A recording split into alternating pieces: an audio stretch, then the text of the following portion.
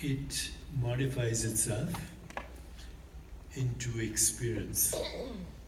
And we've already said that all experiences, sense, perceptions, sensations, images, feelings, thoughts. But consciousness is infinite.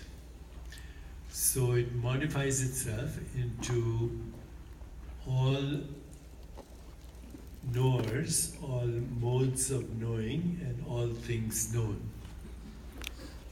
So right now, you're sitting there, and there's a knower. And that knower is perceiving this experience. So that's a mode of knowing. And what is being known is everything. You know your body, you know this room, you know this environment, you know us. All this is happening in consciousness. Okay, so consciousness is all knowers, all modes of knowing, and all things known. We can reframe that and say it's all observers, all modes of observation, and all objects observed. And furthermore, we can go a little deeper and say this is true of all knowers, all modes of knowing, and all things known in every species of consciousness. So what we call other organisms, living organisms, whether it's a giraffe or a dolphin or an insect, they are, in this deeper understanding, they are all sentient beings, and they have their own modes of knowing, and there's a knower there. You know, you look at a caterpillar, there's a knower there, there's a mode of knowing, and there's an experience happening. So consciousness being infinite, it's all knowers, all modes of knowing, all things known in every sentient being. But the ground of all that, the ground of all existence is pure consciousness, which is differentiating itself into all these almost infinite experiences. So what we call this body-mind, and the experience of this body-mind, which means Deepak's body-mind, is one mode of knowing. There's a knower, there's a mode of knowing, and the experience I'm having right now. But if we trace back all these, there's one infinite consciousness. And it dreams itself into experience.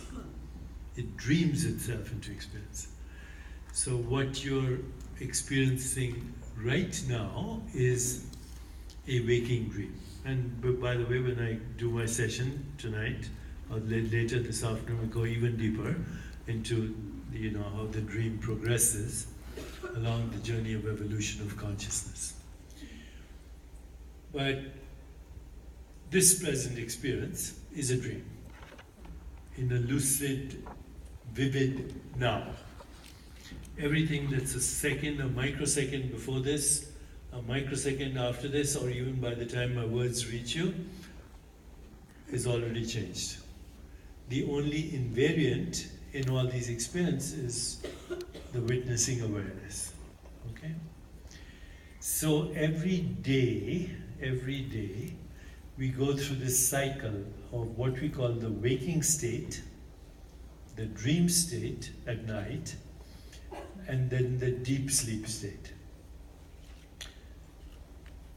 And they're just different frequencies of activity of consciousness. So right now this is a particular frequency of consciousness, and at night when we dream it's a different frequency of consciousness, and when we are in deep sleep, then all the excitations of consciousness is gone, so we are now resting in the deep sleep in pure consciousness. Pure consciousness means we have no subject-object split. We are closest to the original consciousness. Okay, so deep sleep is a window to our source. Just like meditation and all the things you're learning are windows, including the three beautiful phrases that you use: stillness of the body, and then silence of speech, and the spaciousness of the mind or heart. Same thing. Okay, those are beautiful techniques for going into fundamental reality.